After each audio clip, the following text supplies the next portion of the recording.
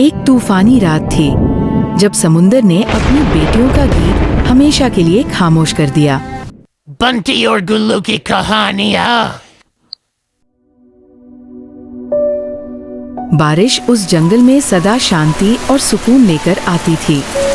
हर पत्ता, हर शाखा, हर नदी का किनारा, मानो सब कुछ उस बारिश की लोरी में खोया रहता था। उसी सुंदर झील के नीचे जलप्रियों का एक छोटा सा परिवार आनंद पूर्वक जीवन बिता रहा था। माँ अपनी नन्ही बच्ची को गोद में लेकर ममता भरी धीमी लोरी गा रही थी और बाकी जलपरियां जल के भीतर प्रसन्नता से खेल रही थी।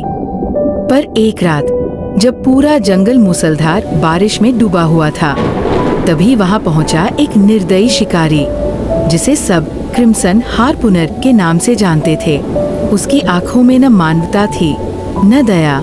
उसने चुपचाप अपने काले भाले निकाले और एक एक कर जलप्रियों पर प्रहार कर दिया। जल के नीचे चीखों का तूफान मच गया, पर बाहर केवल बारिश की टपटप सुनाई देती रही। माँ ने अपनी बच्ची को एक वृक्ष की जड़ों के नीचे छिपा दिया और अंतिम बार प्रेम पूर्वक उसे देखा। लायरा, जिंदा रहना। माँ बलिदान दे चुकी थी, लेकिन लायरा अब भी छुपी हुई थी।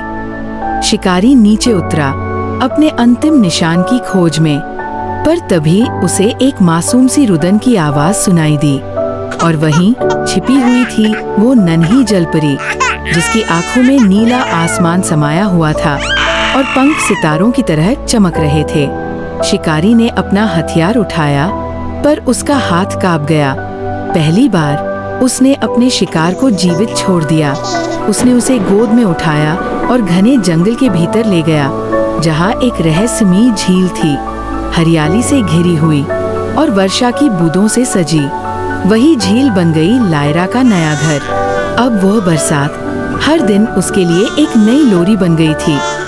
शायद शिकारी ने सोचा कि कहानी यहीं समाप्त हो गई, पर असली तूफान तो अब आना बाकी था।